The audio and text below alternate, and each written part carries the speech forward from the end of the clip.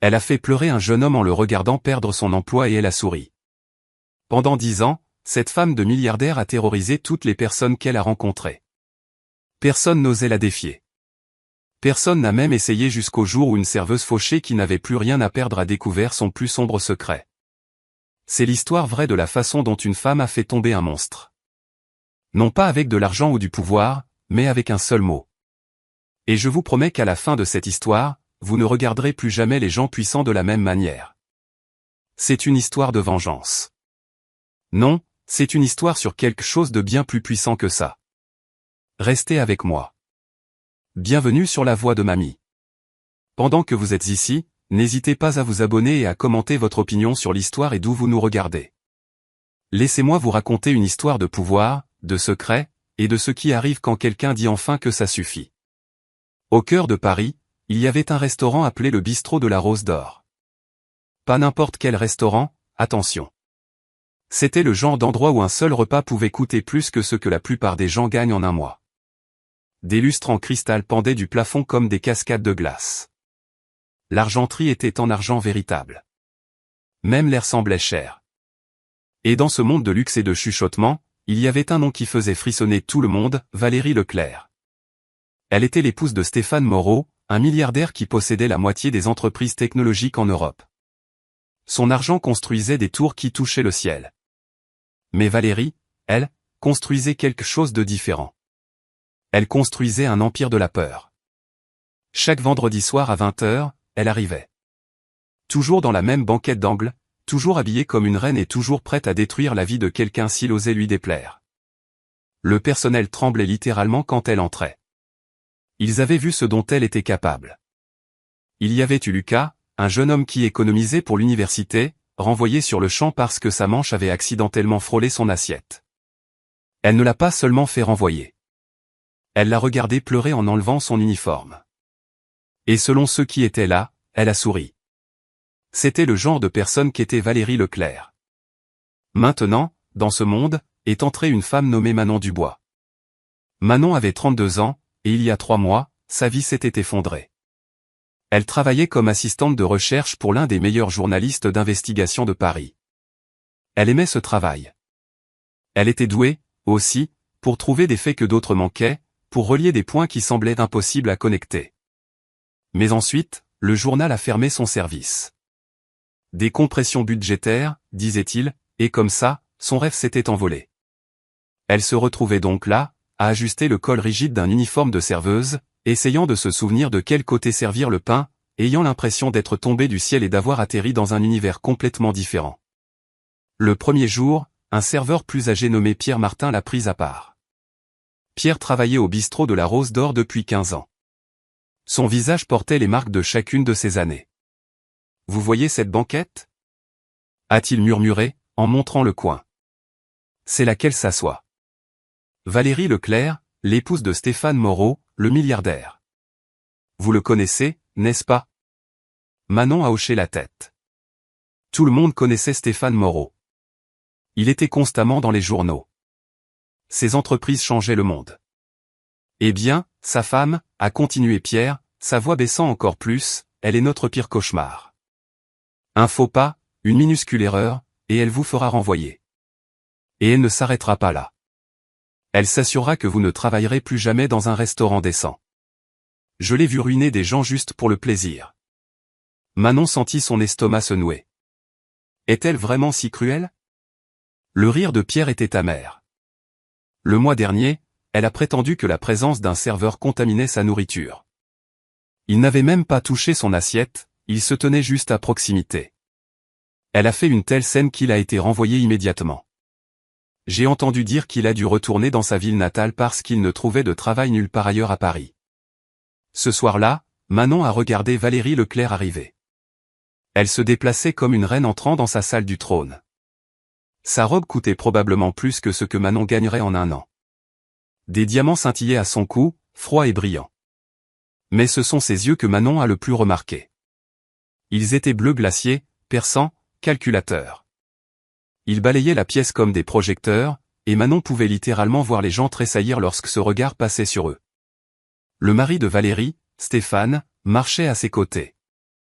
C'était un homme grand, distingué, avec des tempes grisonnantes, mais il avait l'air fatigué, vaincu, comme un homme piégé dans une belle prison. Manon était affectée à une zone proche de leur table, assez près pour tout voir, assez près pour entendre. Pendant la première heure, elle s'est concentrée sur ses propres clients, essayant d'apprendre la danse compliquée de la haute gastronomie. Mais elle ne pouvait s'empêcher d'entendre la voix de Valérie. Elle était douce, contrôlée, mais elle coupait comme un couteau. Elle a renvoyé son vin parce qu'elle prétendait qu'il avait un goût commun. Elle s'est plainte que l'éclairage faisait paraître son mari vieux. Chaque plainte était un test, une façon de rappeler à tout le monde autour d'elle qu'elle avait le pouvoir, et eux aucun. Puis est venu le moment qui a tout changé. Un jeune serveur nerveux nommé Léo servait la table à côté de celle des Moreau. Alors qu'il se penchait pour placer un plat devant un client, sa manche, juste pour une fraction de seconde, a plané au-dessus du bord de l'assiette à pain de Valérie. Il ne l'a pas touché. Il n'était même pas proche.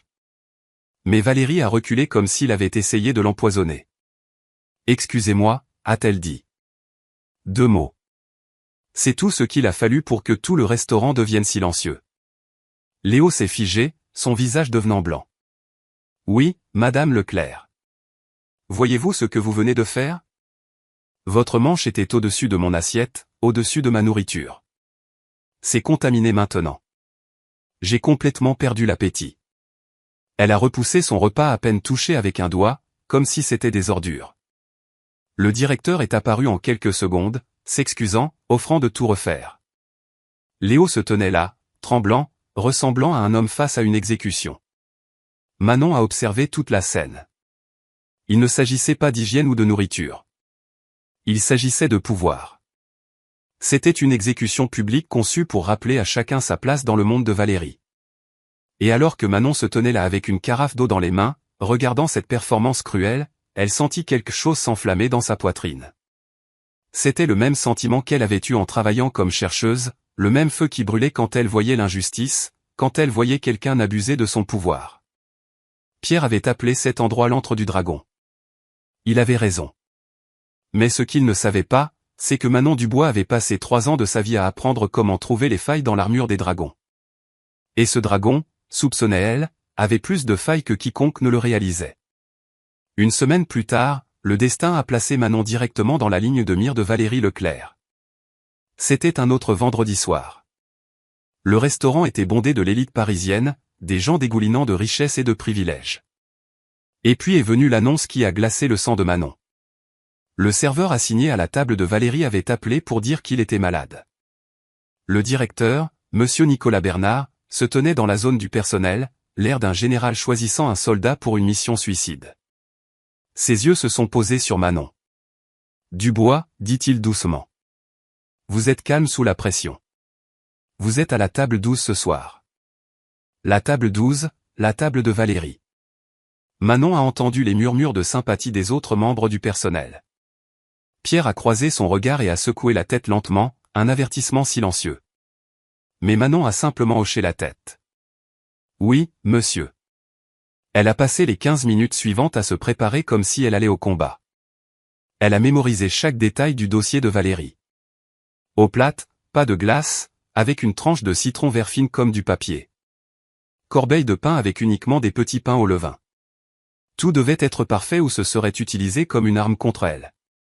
Quand les Moreau sont arrivés, Manon était prête. Elle s'est approchée de leur table avec un calme confiant. « Bonsoir, monsieur et madame Moreau. Je m'appelle Manon, et je serai votre serveuse ce soir. » Les yeux bleus et froids de Valérie l'ont balayée, l'évaluant, la congédiant. Elle n'a même pas accusé réception de la salutation. « Eau plate, citron vert, dit-elle sèchement, regardant déjà son menu. Manon a tout exécuté parfaitement. L'eau a été présentée correctement. La corbeille de pain ne contenait que ce que Valérie voulait. Pendant un instant, Manon a pensé qu'elle pourrait survivre à la soirée. Puis, Valérie a commandé la soupe à l'oignon gratiné. Quand Manon a placé le bol devant elle 10 minutes plus tard, il était encore fumant. Le fromage parfaitement fondu et doré. Manon avait regardé le chef la préparer elle-même. Valérie l'a fixé pendant un long moment. Puis elle a pris sa cuillère, l'a trempée, l'a levée à mi-chemin de ses lèvres, et s'est arrêtée. Elle a abaissé lentement la cuillère. Ses yeux se sont plissés. Y a-t-il un problème en cuisine ce soir? A-t-elle demandé, sa voix portant jusqu'aux tables voisines. Le cœur de Manon a commencé à battre plus vite. Pas du tout, Madame Leclerc. Y a-t-il un problème avec la soupe? Elle est froide, a annoncé Valérie à haute voix. Complètement froide. J'attends de ma soupe qu'elle soit chaude. Est-ce vraiment si difficile à comprendre? Manon savait que la soupe n'était pas froide. Elle avait vu la vapeur s'en élever. Mais il ne s'agissait pas de la soupe. C'était le test. C'était la façon de Valérie d'établir sa domination, attendant que Manon panique, rampe, s'effondre. Au lieu de cela, quelque chose d'intéressant s'est produit. L'esprit de Manon est passé en mode qu'elle connaissait si bien de ses jours de journalisme. Elle a observé. Elle a analysé. Valérie n'était pas en colère. Elle était dans l'attente. Elle attendait la peur, la réaction qui prouverait son pouvoir. Manon a décidé de ne pas la lui donner. « Je m'excuse, Madame Leclerc », a dit Manon, sa voix parfaitement calme et professionnelle. « Je vous ferai apporter un bol frais et bien chaud immédiatement. » Elle a tendu la main vers le bol, mais Valérie a posé sa main dessus, ses ongles manucurés claquant contre la porcelaine. « Non, ne vous dérangez pas. Le moment est gâché. » Elle a regardé son mari. « Tu vois, Stéphane, les standards ici sont en chute libre. » Complètement en chute libre. Stéphane Moreau a juste soupiré, fixant son verre. Il avait déjà entendu cette chanson. « Ce n'est que de la soupe, Valérie, dit-il doucement. »« Ce n'est jamais juste de la soupe, Stéphane, a-t-elle répliqué sèchement. C'est une question de standards. Des standards que cette serveuse ne comprend manifestement pas. Son regard est revenu sur Manon, aussi tranchant que du verre brisé. « Quel est votre nom, déjà ?»« Manon, Madame Leclerc. »« Manon. » Valérie a répété le nom comme s'il avait mauvais goût. « Eh bien, Manon, je vous suggère d'apprendre la différence entre le chaud et le froid si vous espérez durer un jour de plus dans cet établissement. » La menace flottait dans l'air comme de la fumée. Les gens aux tables voisines regardaient maintenant, leurs conversations oubliées. C'était le divertissement qu'ils étaient venus voir. Manon a soutenu le regard de Valérie. Elle n'a pas scié. Elle n'a pas détourné les yeux. « Je comprends parfaitement, Madame Leclerc. Merci pour votre retour. Je veillerai à ce que le reste de votre repas soit parfait. » Elle a pris le bol et s'est dirigée vers la cuisine, ses pas mesurés et calmes. Elle pouvait sentir tous les yeux de la pièce sur son dos. Mais voici le truc avec la réponse de Manon. Son calme, son refus de paniquer. Ce n'était pas ce à quoi Valérie s'attendait. Une explosion émotionnelle aurait été une victoire. Des larmes auraient été un trophée. Mais cette acceptation calme et professionnelle d'une plainte sans fondement, c'était autre chose. C'était un refus de jouer le jeu selon les règles de Valérie. Quand Manon est arrivée en cuisine, le chef, Antoine Lefebvre, l'a regardée avec fureur dans les yeux. « Cette soupe était parfaite », a-t-il sifflé. « J'ai vérifié la température moi-même. Cette femme est un monstre. »« Je sais », a dit Manon doucement. Mais ce n'est pas la soupe qui la met en colère. Pour le reste du repas, Valérie a à peine parlé à Manon. Elle communiquait par des regards froids et des gestes dédaigneux. Mais Manon a remarqué quelque chose d'intéressant. Valérie n'arrêtait pas de la regarder, une lueur d'irritation dans ses yeux bleus glaciés. Elle était frustrée. Sa proie ne s'était pas comportée correctement. Alors que les Moreau partaient, Stéphane s'est arrêté un instant à côté de Manon. Il a glissé discrètement un billet plié dans sa main, sans croiser son regard. « Je suis désolé pour ça », a-t-il marmonné. Elle est sous beaucoup de stress. Manon les a regardés partir. Le billet dans sa main semblait lourd, coupable. Elle l'a regardé plus tard. 200 €. Mais il ne s'agissait pas de stress. Manon le savait maintenant. Il s'agissait de pouvoir, de contrôle, d'une femme qui avait construit toute son identité en faisant peur aux autres. Et Manon Dubois, qui avait passé des années à enquêter sur des personnes puissantes, n'avait pas peur. Elle était curieuse. Et pour quelqu'un comme Valérie Leclerc, la curiosité était bien plus dangereuse que la peur. Parce que les gens curieux posent des questions. Ils creusent. Ils trouvent des choses qui étaient censées rester enfouies. Manon avait le sentiment que Valérie Leclerc avait beaucoup de choses enfouies dans son passé. Cette rencontre avec Valérie a allumé un feu en Manon. Pas de la colère, pas de la vengeance, mais quelque chose de plus profond, un besoin de comprendre. À l'époque où elle était journaliste, son mentor lui avait appris quelque chose d'important, les personnes les plus cruelles vivent souvent dans les maisons les plus fragiles, bâties sur des mensonges. Il suffit de trouver la bonne fissure. Alors Manon a commencé à chercher. Son enquête n'a pas commencé sur Internet. Elle a commencé là, au bistrot de la Rose d'Or, parmi le personnel. Les restaurants sont comme des bibliothèques pleines d'histoires, et celui-ci était rempli d'histoires sur Valérie Leclerc. Pendant les moments calmes dans la salle du personnel qui sentait le café et les produits de nettoyage, Manon écoutait. Vous vous souvenez quand elle a prétendu que le sommelier l'insultait en suggérant un vin italien? Se souvient un serveur. Elle a dit que c'était un commentaire sur son goût, ce qui n'avait aucun sens pour personne. Et quand elle a obligé l'hôtesse à changer de rouge à lèvres au milieu du service? A ajouté un autre.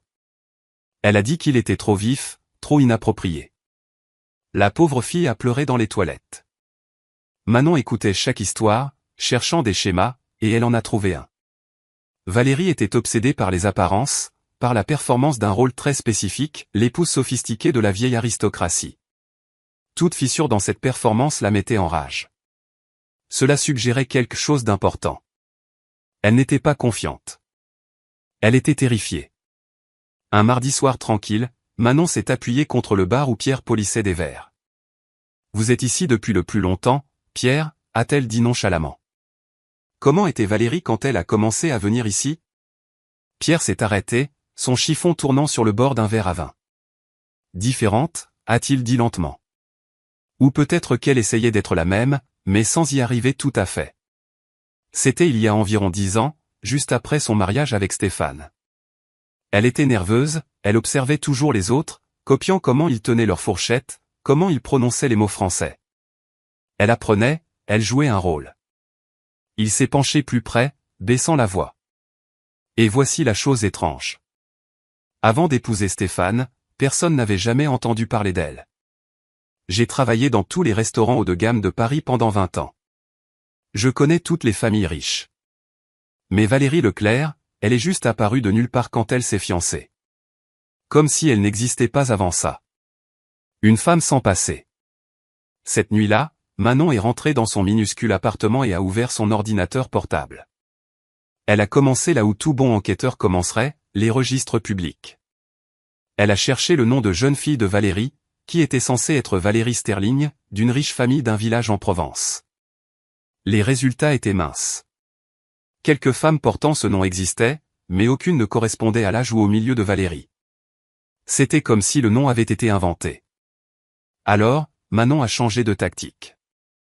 Elle a cherché dans les archives de presse d'il y a 10 ans, cherchant l'annonce des fiançailles de Stéphane et Valérie. Elle l'a trouvée dans tous les grands journaux. Les articles disaient tous la même chose. Coup de foudre, amour partagé pour les œuvres de charité. Le milieu discret et respectable de Valérie. Trop net, trop lisse, trop parfait. Manon a commencé à regarder des photos d'événements caritatifs auxquels Stéphane avait assisté avant de rencontrer Valérie.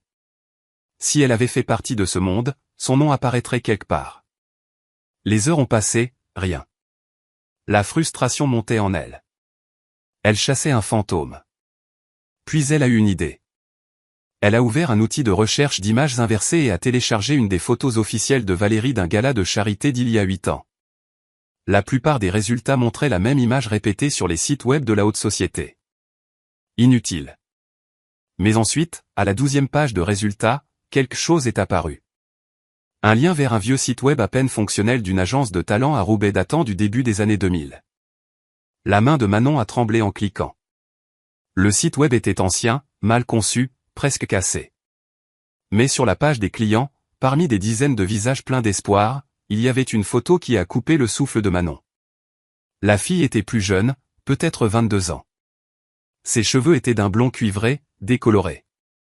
Elle portait trop de maquillage, du genre qui en fait trop, mais la structure osseuse était indubitable.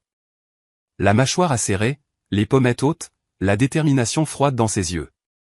C'était Valérie, mais le nom sous la photo n'était pas Valérie Sterling. C'était Valérie Mercier. Manon a senti l'électricité parcourir son corps. Le frisson de la découverte. Elle a lancé une nouvelle recherche, Valérie Mercier, Roubaix. Les résultats ont afflué. Des articles de presse locale du début des années 2000. Une mention de sa victoire à un concours de mannequinat local. Et puis le jackpot, un lien vers un forum de fans pour une ancienne émission de télé-réalité de 2004 appelée Rêve de bitume. L'émission avait suivi des jeunes femmes qui travaillaient comme mannequins promotionnels pour un circuit de course automobile. Elles étaient bruyantes, dramatiques, et cherchaient désespérément la gloire. Et l'une des stars de l'émission, connue pour sa langue acérée et ses disputes explosives, était une femme nommée Valérie Mercier. Manon a cliqué sur un lien vidéo que quelqu'un avait téléchargé. La qualité de la vidéo était terrible, mais elle était là, une version plus jeune et plus brute de Valérie Leclerc, portant un jean moulant et une veste d'équipe de course, criant sur une autre femme à propos de maquillage emprunté. Son accent n'était pas le ton raffiné, presque aristocratique que Valérie utilisait maintenant. C'était du pur accent ouvrier de Roubaix, brut de décoffrage. Manon s'est penchée en arrière, le cœur battant. L'élégante femme du milliardaire était en fait Valérie Mercier de Roubaix, une star de télé-réalité ratée qui avait complètement effacé son passé. Mais Manon avait besoin de plus. Elle a trouvé l'utilisateur du forum qui semblait en savoir le plus sur l'émission et a envoyé un message prudent, se faisant passer pour une chercheuse écrivant sur les émissions de télé-réalité oubliées. 2 jours plus tard, elle a obtenu une réponse. Le vrai nom de l'utilisateur était Sandrine Fournier, et elle était allée à l'école avec Valérie. Elles ont échangé des emails, puis ont eu un appel téléphonique. La voix de Sandrine était chaleureuse, mais teintée d'un vieux ressentiment. « Valérie Mercier », a dit Sandrine. « Mon Dieu, je n'ai pas pensé à elle depuis des années. Elle était si désespérée de quitter Roubaix. Elle détestait tout de ses origines. Elle s'entraînait à prendre des accents chics devant le miroir. Elle lisait les magazines de mode comme des manuels. Que s'est-il passé après l'émission ?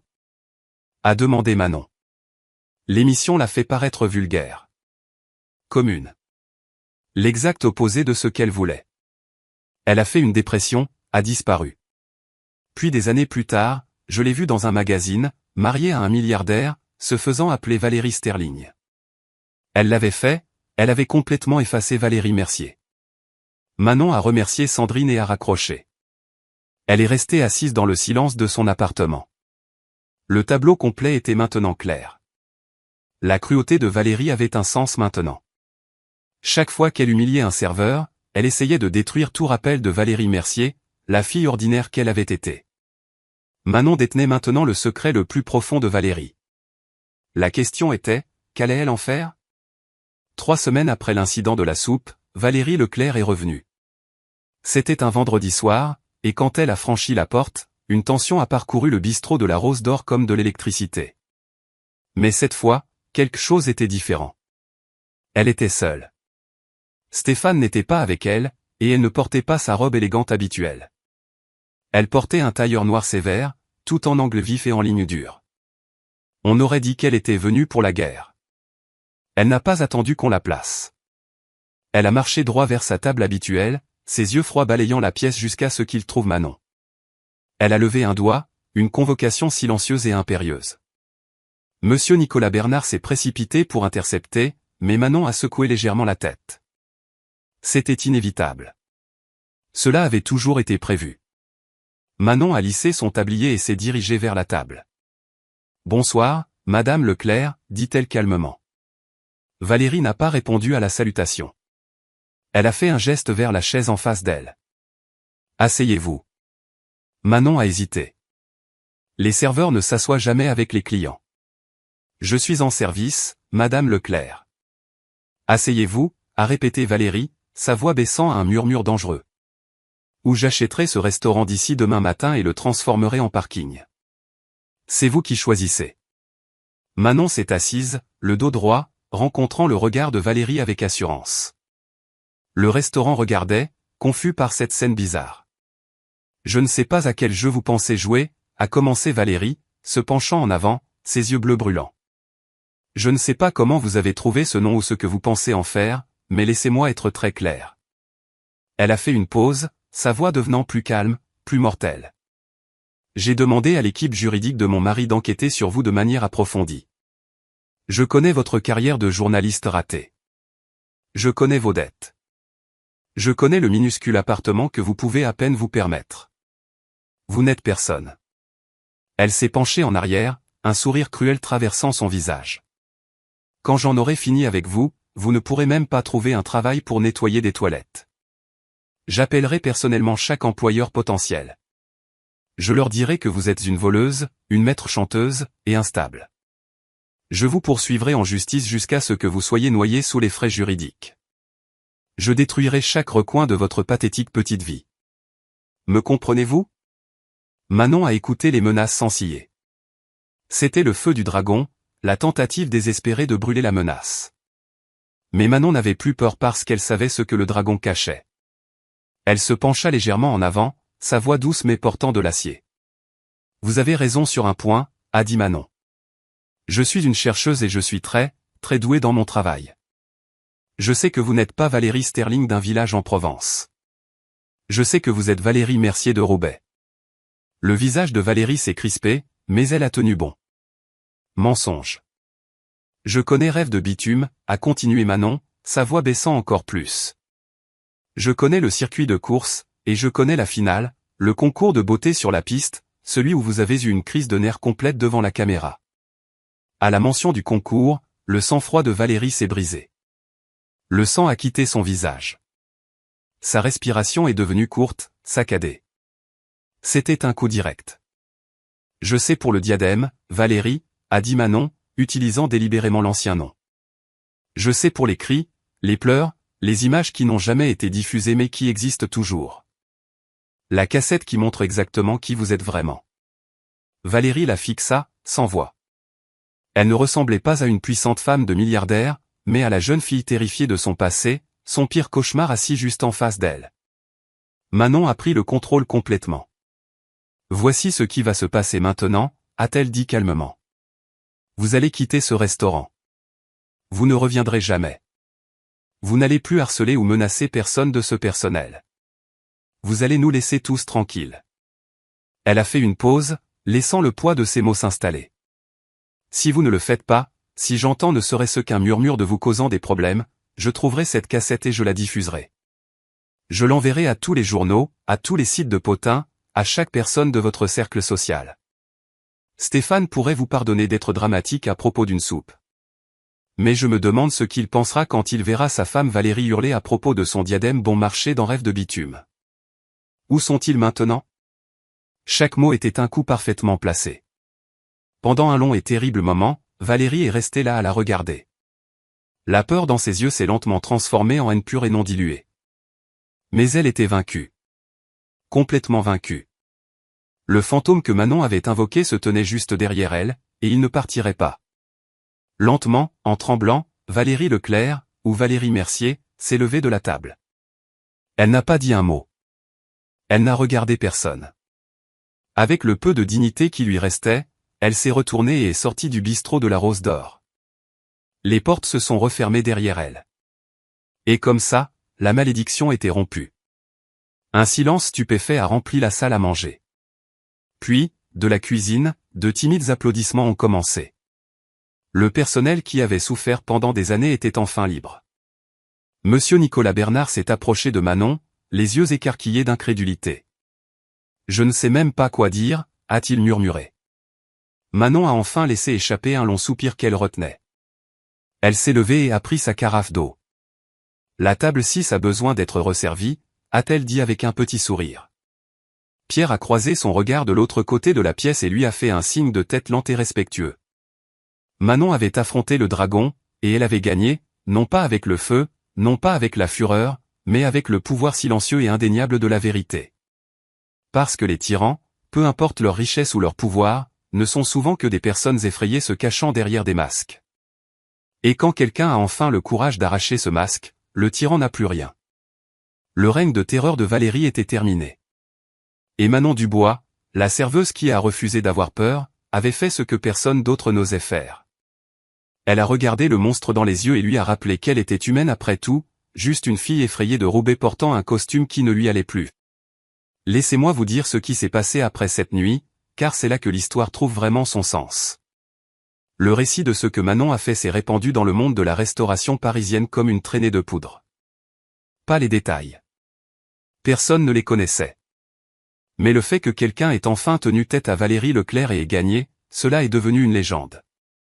Avez-vous entendu parler du bistrot de la Rose d'Or? Chuchotaient les serveurs dans les salles de pause de toute la ville. Quelqu'un a finalement remis Valérie Leclerc à sa place. L'histoire est devenue plus grande que les faits, comme c'est souvent le cas.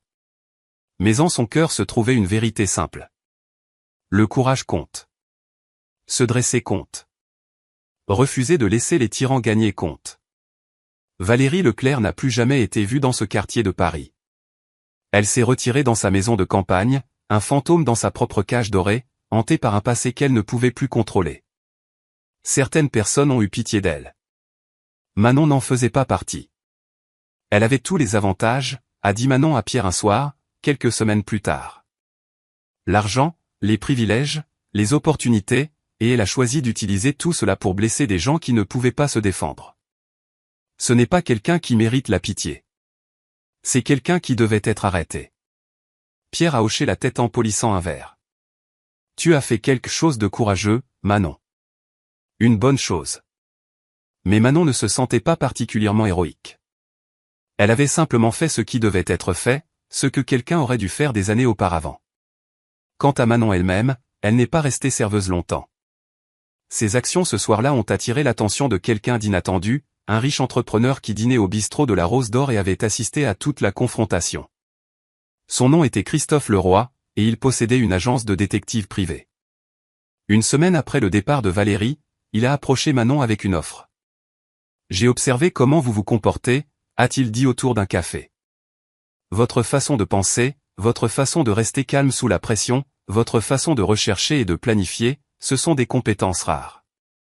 Je pourrais utiliser quelqu'un comme vous. Manon a fixé la carte de visite qu'il avait posée sur la table. Vous voulez m'embaucher comme enquêtrice? Je veux vous embaucher comme mon enquêtrice principale, a-t-il corrigé. Le travail que vous avez fait pour découvrir le passé de Valérie Leclerc. C'est exactement ce dont mes clients ont besoin. Des gens qui peuvent trouver la vérité, peu importe à quel point elle est enfouie. Manon a regardé la carte pendant un long moment. Puis elle a souri. Un vrai sourire sincère. Quand est-ce que je commence? 3 mois plus tard, Manon était de retour à faire ce qu'elle aimait, enquêter, découvrir la vérité, aider les gens qui avaient besoin de réponses. Mais elle n'a jamais oublié son temps au bistrot de la Rose d'Or. Et elle n'a jamais oublié la leçon qu'elle y avait apprise. Parce que voici le truc avec les tyrans, qu'ils soient dans une cour d'école ou un restaurant 5 étoiles, ils comptent sur le silence. Ils comptent sur la peur. Ils comptent sur le fait que les gens auront trop peur pour parler, trop intimidés pour se défendre. Valérie Leclerc avait régné par la terreur pendant des années. Non pas parce qu'elle était particulièrement intelligente ou forte, mais parce que personne ne l'avait jamais défiée. Une seule personne se levant, une seule personne refusant d'avoir peur, c'est tout ce qu'il a fallu pour faire s'effondrer toute la façade. Manon pensait souvent à cela en travaillant sur ces nouveaux cas. Combien de tyrans dans le monde étaient comme Valérie? Des gens se cachant derrière l'argent, le pouvoir ou le statut, l'utilisant comme une arme pour blesser les autres, tout en essayant désespérément de cacher leurs propres insécurités. La réponse qu'elle a découverte était « trop ». Mais elle a aussi appris autre chose. Pour chaque tyran, il y avait des dizaines de bonnes personnes. Des gens comme Pierre, qui avaient survécu à des années d'abus, mais qui se présentaient toujours avec dignité. Des gens comme Léo, le jeune serveur qui avait été humilié mais qui continuait d'essayer. Des gens comme tout le personnel du bistrot de la Rose d'Or qui se soutenaient mutuellement dans des situations impossibles. Ces personnes comptaient plus que les tyrans. Ces personnes étaient les vrais héros. 6 mois après avoir quitté le bistrot de la Rose d'Or, Manon a reçu un appel téléphonique qui l'a surprise. C'était Stéphane Moreau. « Mademoiselle Dubois », a-t-il dit, sa voix calme et fatiguée. « Je voulais vous remercier. » Manon était confuse. « Me remercier pourquoi ? » « Pour avoir eu le courage de faire ce que j'aurais dû faire il y a des années, » a-t-il dit. « Je savais ce que Valérie faisait. Je savais qu'elle était cruelle, mais je me disais que ce n'était pas mes affaires, que c'était juste sa façon d'être. Je trouvais des excuses. J'ai laissé faire. Il a fait une pause, et Manon pouvait entendre une douleur sincère dans sa voix. Nous allons divorcer. Enfin. J'aurais dû le faire il y a des années, mais j'étais un lâche. Vous m'avez montré à quoi ressemble vraiment le courage. Après qu'il ait raccroché, Manon est restée assise tranquillement, pensant à ces mots. Elle n'avait pas cherché à sauver un mariage ou à en détruire un. Elle avait simplement refusé de laisser quelqu'un abuser de son pouvoir. Mais parfois, c'est tout ce qu'il faut pour tout changer. Alors, laissez-moi vous laisser avec ceci, car c'est de cela que parle vraiment l'histoire. Vous n'avez pas besoin d'être riche pour être puissant. Vous n'avez pas besoin d'être célèbre pour être courageux. Vous n'avez pas besoin d'être parfait pour défendre ce qui est juste. Parfois, la chose la plus puissante que vous puissiez faire est simplement de refuser d'avoir peur. Refusez de laisser les tyrans gagner. Refusez de rester silencieux lorsque vous voyez une injustice. Manon Dubois n'était qu'une serveuse qui avait perdu son emploi de rêve. Elle n'avait pas d'argent, pas de relations, pas de filet de sécurité. Mais elle avait quelque chose de plus important. Elle avait de l'intégrité. Elle avait du courage. Et elle avait la certitude absolue que la cruauté ne devait jamais rester impunie. C'était suffisant, plus que suffisant. Parce que la vérité, c'est que la plupart des tyrans ne sont que des personnes effrayées portant des masques. Ils sont terrifiés que quelqu'un voie qui ils sont vraiment sous tout l'argent, le statut, la performance. Et quand quelqu'un a enfin le courage de regarder derrière ce masque, le tyran n'a plus rien. Valérie Leclerc a passé des années à construire une image parfaite, écrasant quiconque la menaçait. Mais tout était construit sur des mensonges. Et les mensonges, peu importe leur coût, finissent par s'effondrer. La vérité trouve toujours un moyen de sortir. Et parfois, il suffit d'une seule personne assez courageuse pour la dire. Cette personne pourrait être n'importe qui. Ce pourrait même être vous.